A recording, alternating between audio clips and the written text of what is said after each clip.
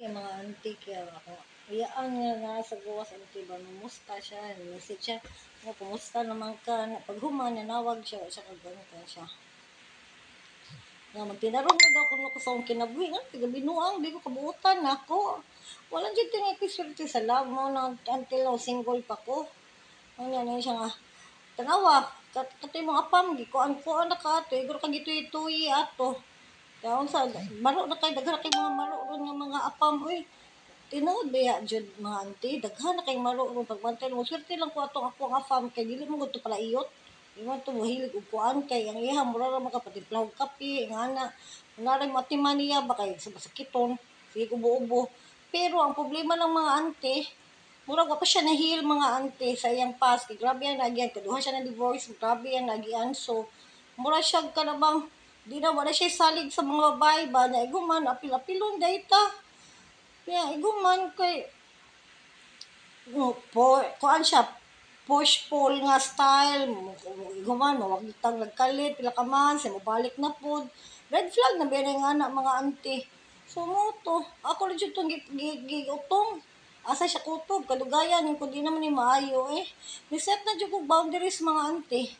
Ya, kana pang the way masuko mao jud na yung bantayan mga auntie ang panag yung masuko nga layo pag ibi mag-stream sa cellphone mo magchagit na how much mga dool na mi magi ba mga auntie no wa jud ko naka-survive ba ato na ko sa ilang kuan auntie lugar dito na jud ko naka-realize nga tinuod jud na ma-observe nimo sa telepono kana talking stage mo mas worse ang na kung sa personal na mo mag-ipon na mo grabe.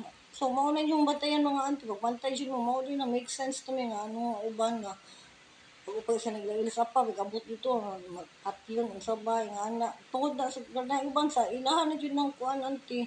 Na dyan ba na yung mga, sa tawagan na, anger issues ba na? Ang sa tawagan na nila, nga di sa control sa ilang kasuko. Mo dyan na yung batayan mga auntie. O lagi, may problema sa kwarta.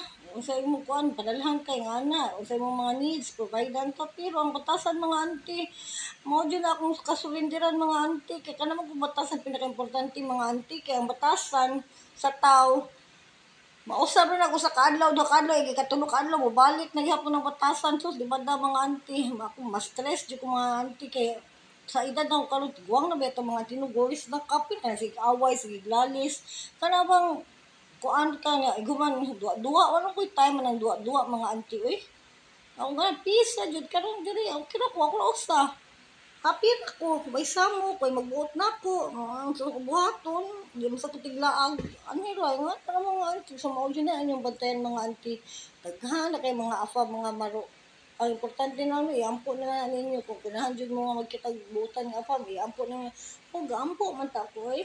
Gitest lang jud ko maayo sa universe kung asa ko kutob. Kung makapass ba ko anong last nga iyang gihatag nako karmic cycle man day na kinahanglan ako i-end nga di na ko dapat musugot nga neon ko pag treat sa tao nga ana kinahanglan jud dito na ko i-end. Unya karon happy na ko. Kung wa pa to siya ni nako gi-give up siguro. Di ko, wala ko peace of mind until now. So, mauna na ako advice mga auntie. Kung ano dyan mga auntie, kaya na dyan na. Mauna dyan na mga auntie. Pag-awa dyan na, bahi dyan yung tarong ka lang yung talking stage sa mga telepono, mauna dyan na mga auntie. Mauna pa mga auntie.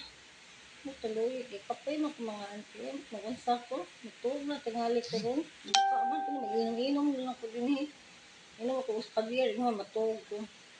Wala to siya mga auntie, batayin dyan na yung mga auntie, daghan na rin, careful lang dyan mga auntie. Kung nalagay red flag yun yung makanan mga auntie, hutla na dayon eh, undangan na dayon, mental di pa, wapat ka, kami di pa kaya nga naka-inlove, di pa kaya gusto mag-skip-skip kasi mga dughan, di na ba lalim, diba? So, mo na mga auntie, know your worth, and love yourself. Okay? Bye!